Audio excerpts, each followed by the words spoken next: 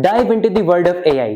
तो जी गाइस, अगर आप एक ऐसा फोन ढूंढ रहे हैं जो कि एआई फीचर से भरा हो, एआई रोबोटिक फोन हो, तो आपने सही वीडियो पे क्लिक किया। मैं बात कर रहा हूं Oppo Reno 12F 5G की। तो जी गाइस, ये फोन पाकिस्तानी मार्केट के अंदर रिसेंटली ओप्पो ने लॉन्च किया है और आपको इस फोन के अंदर इतने अमेजिंग फीचर्स देखने को मिलते हैं जो कि मैंने अभी ऑन पेपर पढ़े हैं। मैं खुद हैरान हो गया हूं कि मैं आपको कैसे बताऊं, क्योंकि आपको इसके अंदर इतने सारे एआई फीचर्स देखने को मिलते हैं। तो ज्यादा लेट नहीं करते, वीडियो की तरफ चलते हैं और मैं आपको बताता चलूं, हमने रिसेंट में Oppo Reno 11F 5G की अनबॉक्सिंग भी की थी, जो कि ओप्पो ने 1.5 साल बाद रेनो सीरीज का पाकिस्तानी मार्केट में कम बैक किया था। वो भी फोन काफी अच्छा था, उसके अंदर भी आपको काफी अच्छे एआई फीचर्स देखने को मिलते थे, बट इस फोन के अंदर आपको उससे ज्यादा अपग्रेड और कमाल फीचर्स देखने को मिल रहे हैं। तो आज हम उसका थोड़ा बहुत कंपैरिजन भी करेंगे कि Oppo Reno 11F 5G से आपको कितना ज्यादा अपग्रेड इस फोन के अंदर देखने को मिलता है, क्या प्राइस की हमें देखने को मिलती है और क्या स्पेसिफिकेशंस के अंदर हमें डिफरेंस देखने को मिलता है। तो जी guys, further any delay, video को स्टार्ट करते हैं। तो जी गाइज, अब जरा हम लोग Oppo Reno 12 5G की अनबॉक्सिंग करते हैं और देखते हैं हमें इसके अंदर कौन कौन से फीचर्स देखने को मिलते हैं। तो सबसे पहले हम बॉक्स के बारे में बात करें तो आपको ग्रे और आपको व्हाइट टोन के अंदर बॉक्स देखने को मिलता है और काफी शाइनी आपको इसके अंदर जब लाइट पड़ती है वो देखने को मिलता है। ऊपर Oppo Reno 12 5G की ब्रांडिंग देखने को मिलती है, नीचे भी आपको ओप्पो की ब्रांडिंग देखने को मिलती है और इतना बड़ा सा आपको 12 देखने को मिलता है। बॉक्स को ओपन कर लेते हैं और देखते हैं हमें आगे क्या देखने को मिलता है। तो बॉक्स ओपन करते ही सबसे पहले आपको आपका फ़ोन देखने को मिलता है, जो कि एक पेपर रैपिंग के अंदर आपको फ़ोन देखने को मिलता है। और उसके बाद आपको एक लेड मिलती है जिसके अंदर आपको आपके सिम इंजेक्टर टूल देखने को मिलता है और उसके साथ आपको कुछ पेपर वर्क देखने को मिलता है और उसके साथ आपको एक अच्छी क्वालिटी वाला सिलिकॉन केस देखने को मिलता है, जो कि बहुत अच्छी बात है कि आपको ओप्पो अपने फ़ोन्स के साथ एक अच्छी क्वालिटी का केस भी दे रहा है। उसके साथ आगे चलें तो आपको एक type A to type C वाली चार्जिंग केबल भी देखने को मिलती है और उसके साथ आपको 45 वॉट्स का सुपर वूक चार्जर देखने को मिलता है। तो जी गाइज, ये था इसका अनबॉक्सिंग एक्सपीरियंस। अब जरा हम फर्दर फोन की तरफ चलते हैं। तो जी गाइज, ये था Oppo Reno 12 5G का अनबॉक्सिंग एक्सपीरियंस। अब जरा हम लोग सबसे पहले इसके डिजाइन में बिल्ड क्वालिटी के बारे में बात कर लेते हैं। तो आपको ये है हमारे पास Oppo Reno 12 5G और क्या खूबसूरत फोन हमें देखने को मिलता है। जो अभी मेरे पास कलर मौजूद है वो है एम्बर ऑरेंज कलर और क्या खूबसूरत इसका कलर आपको देखने को मिलता है। नीचे आपको कुछ पीच ऑरेंज टाइप देखने को मिलता है और आपको ऊपर देखने को मिलता है जैसे ही आप फोन को टिल्ट वगैरह करते हैं तो आपको डिफरेंट शेड्स देखने को मिलते हैं और यहाँ पे आपको वेवी से टेक्सचर्स भी देखने को मिल रहे हैं। और नीचे आपको ओप्पो की ब्रांडिंग देखने को मिलती है और आपको एक ट्रिपल कैमरा सेटअप देखने को मिलता है जिसके साथ आपको एक फ्लैश लाइट भी देखने को मिलती है, आपको राउंड शेप में देखने को मिलता है। अब जरा हम लोग इसकी बटन प्लेसमेंट के बारे में बात करें तो आपको राइट साइड के ऊपर पावर ऑन ऑफ की देखने को मिलती है और उसके ऊपर वॉल्यूम अप डाउन कीज देखने को मिलती है और ऊपर वाली साइड के ऊपर आपको एक वॉइस कैंसलेशन माइक देखने को मिलता है और लेफ्ट साइड पे आपको कुछ भी देखने को नहीं मिलता। तो जी गाइस, नीचे वाली साइड के ऊपर देखें तो आपको एक सिम ट्रे देखने को मिलती है जिसके अंदर आप एट ए टाइम एक सिम और एक मेमोरी कार्ड यूज कर सकते हैं या फिर आप दो सिम्स यूज कर सकते हैं। इसके अंदर इसलिए उन्होंने डेडिकेटेड सिम स्लॉट वाली ऑप्शन नहीं दी क्योंकि आपको इसके अंदर 256 GB की स्टोरेज देखने को मिलती है, तो आई थिंक आपको स्टोरेज की जरूरत पड़ेगी नहीं। उसके साथ अगर हम देखें तो आपको चार्जिंग पोर्ट देखने को मिलती है टाइप सी और उसके साथ आपको एक वॉइस कैंसलेशन माइक देखने को मिलता है और उसके साथ आपको एक स्पीकर ग्रिल देखने को मिलती है। अब जरा हम इसके वेट के बारे में बात करते हैं तो आपको 185 ग्राम्स का वेट देखने को मिलता है और काफी आपको बैलेंस्ड इसका वेट देखने को मिलता है। इसकी जो हैंड फील है वो भी आपको काफी अच्छी देखने को मिलती है। आपको ये बॉक्सी डिजाइन में आपको फोन देखने को मिलता है और जो इसकी साइड वाली जो इसकी बेजल्स हैं वो आपको बहुत कम बेजल्स देखने को मिलती है, थिन बेजल्स देखने को मिलती हैं और आपको इसकी जो थिकनेस मिलती है वो 7.7 mm की थिकनेस देखने को मिलती है और आपको जो इसका फ्रेम है वो मेटल का देखने को मिलता है और काफी अच्छा आपको लुक देखने को मिलती है। सिल्वर कलर में आपको इसका फ्रेम देखने को मिलता है जिसके अंदर आपको काफी शेड्स भी देखने को मिलते हैं।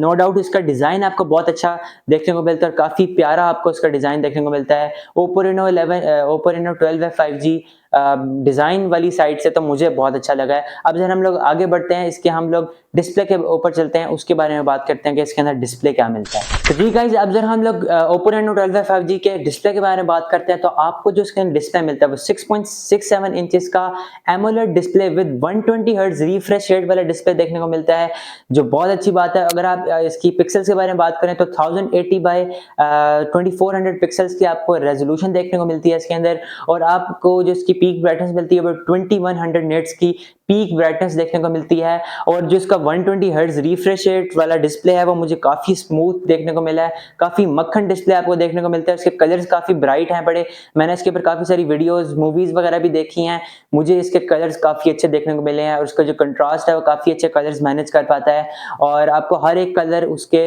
कलर के मुताबिक हर चीज आपको अच्छी देखने को मिलती है। और इसका 120 हर्ट्ज रिफ्रेश रेट वाले डिस्प्ले के ऊपर मैंने गेमिंग भी करके देखी है, 120 हर्ट्ज रिफ्रेश रेट वाला डिस्प्ले बहुत कमाल आपको देखने को मिलता है, काफी स्मूथ डिस्प्ले देखने को मिलता है आपको, और इसका display wise Oppo Reno 12 5G भी बहुत अच्छा फोन है। तो जी गाइज, अगर हम इसके प्रोटेक्शन के हवाले से बात करें तो आपको इस फोन के अंदर IP64 की रेटिंग देखने को मिलती है, और ये फोन आपको एंटी प्रेशर रेजिस्टेंस देखने को मिलता है, और इसके अंदर आपको एंटी स्प्लैश भी देखने को मिलता है, और आपको ये स्प्लैश टच फोन देखने को मिलता है। इसका ये मतलब है कि अगर आपके फोन के ऊपर कोई ड्रॉप्स है, अगर आप बारिश के अंदर फोन यूज कर रहे हैं, आपका मजबूरी है, तो ये आपका फोन जैसे बाकी फोन के ऊपर कोई पानी का कतरा गिर जाए तो आपका जो एप्स है या फिर टच है वो आपका काम नहीं करता। ये फोन के अंदर आपको स्प्लैश टच वाले ऑप्शन देखने को मिलती है, जिसके अंदर अगर आपके ऊपर आप बारिश में भी फोन यूज करें तो आपका जो स्क्रीन है वो जैसे आपका नॉर्मल चलता है वैसे ही चलेगी, और आपका फिंगरप्रिंट भी काम करेगा। और आपको ये फोन हीटेड एनवायरनमेंट के अंदर भी आपको हीटेड एनवायरनमेंट से भी रेजिस्टेंट प्रूफ देखने को मिलेगा, कि अगर आपको किसी गर्म जगह पे आपने फोन रखा है तो आपका फोन उधर भी सेफ रहेगा, और आपको ये फोन डस्ट प्रूफ भी देखने को मिलता है।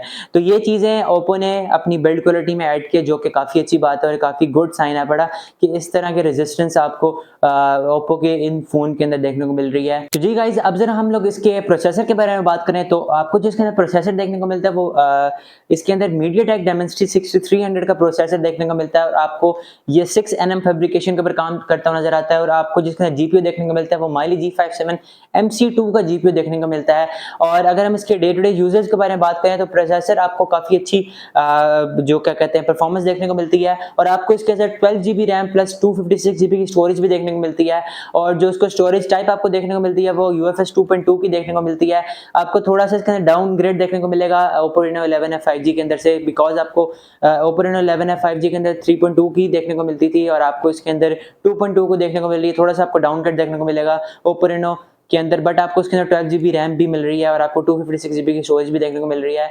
अगर हम परफॉर्मेंस के बारे में बात करें तो परफॉर्मेंस आपको काफी अच्छी देखने को मिलती है, बट PUBG के अंदर आपको 40 FPS देखने को मिलता है, बिकॉज आपको जो GPU मिलता है वो Mali G57 MC2 का GPU देखने को मिलता है, वो सिर्फ 40 FPS ही आपको सपोर्ट करने को देता है। बट आपको जो 11F के अंदर था, आपको Oppo Reno 11F के अंदर था, आपको 60 FPS के ऊपर की गेमिंग देखने को मिल रही थी, ये भी आपको थोड़ा सा डाउनग्रेड देखने को मिलता है। बट ये जो Oppo Reno 12 5G है, Oppo ने ज्यादा इसके ऊपर AI के अंदर AI के ऊपर फोकस किया, और आपको इसके अंदर AI के काफी सारे फीचर्स देखने को मिलते हैं जो कि 11F के अंदर नहीं थे।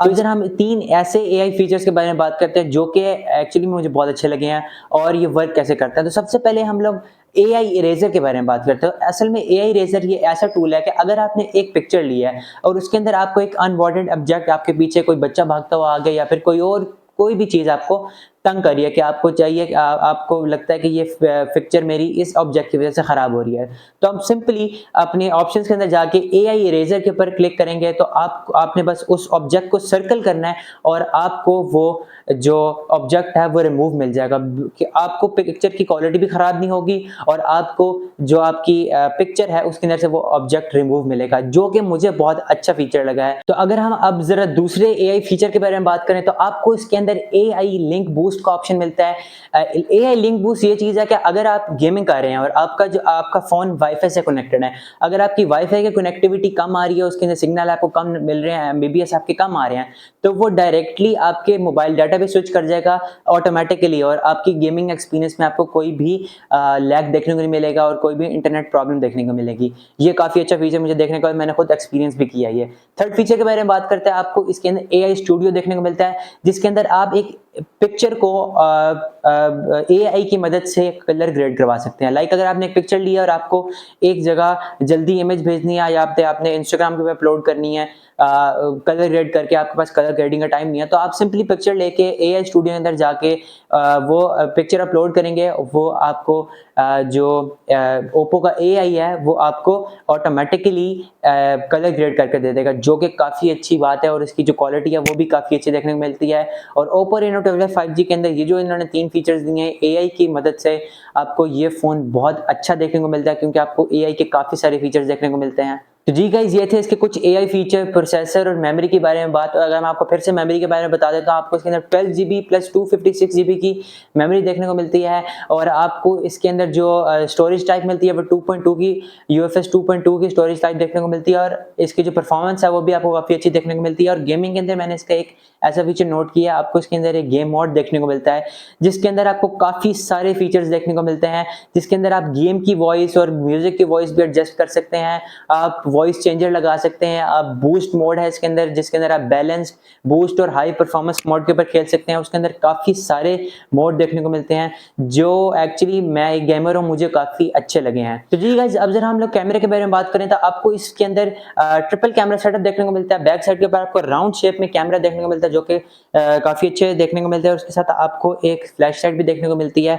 तो रेयर कैमरे के बारे में बात करें तो आपको 50 मेगापिक्सल का रेयर कैमरा देखने को मिलता है। उसके साथ आपको 8 मेगापिक्सल का अल्ट्रा वाइड एंगल कैमरा देखने को मिलता है, और उसके साथ आपको एक 2 मेगापिक्सल का मैक्रो कैमरा देखने को मिलता है। और आपको राउंड के अंदर आपको इनोवेटिव एआई कैमरा की ब्रांडिंग भी देखने को मिलती है।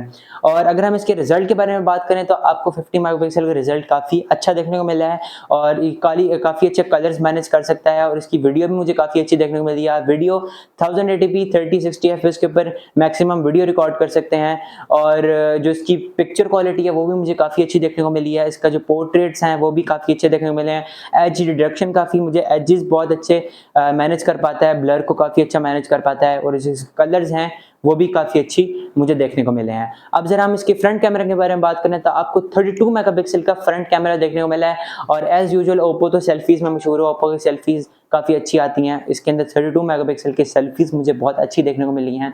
कलर्स काफ़ी अच्छे, स्किन टोन्स काफ़ी अच्छी मैनेज कर पाता है, और नो डाउट इसका कैमरा भी मुझे बहुत अच्छा देखने को मिला है। और आपको एआई फीचर्स के साथ इस तरह का कैमरा देखने को मिला है, तो आप और भी अपनी पिक्चर्स को एनहेंस कर सकते हैं, जैसे मैंने आपको एआई फीचर्स बताए हैं। और अब जरा हम लोग एंड्रॉइड सिस्टम के बारे में बात करें तो आपको गूगल का लेटेस्ट एंड्रॉइड 14 देखने को मिलता है, और आपको जो इसके अंदर स्किन देखने को मिलती है वो ओप्पो की अपनी कलर OS 14.0 देखने को मिलती है, जिसके अंदर आपको काफ़ी सारे फीचर्स और भी देखने को मिलता है। बिकॉज ये फ़ोन है ही एआई के बारे में पूरा, तो आपको इसके अंदर इसके OS के अंदर भी काफ़ी सारे एआई फीचर्स देखने को मिलते हैं। आपको जो इसकी स्किन है वो मुझे बहुत अच्छी लगी है, क्योंकि काफ़ी एलिगेंट सी स्किन आपको देखने को मिलती है, और आपको इसके अंदर कोई ज़्यादा ब्लॉट फेयर्स देखने को नहीं मिलते।